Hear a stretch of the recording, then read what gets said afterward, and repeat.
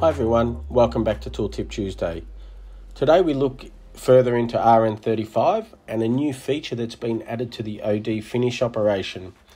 In the past we've had limitations around how many reliefs we could add to the OD finish, but now in RN35 we're enabled to add multiple reliefs or an unlimited number of reliefs to the OD finish.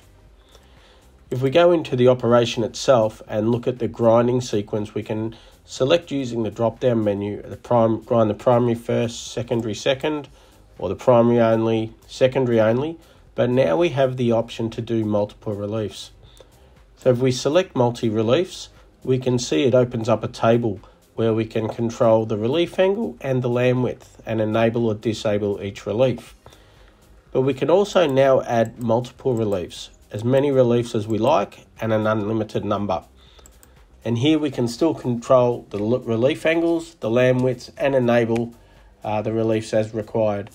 And we can see by doing that, we can then get a different outcome on the relief of our tool. So thanks everyone for joining. Look forward to seeing you next time on the next Tooltip Tuesday.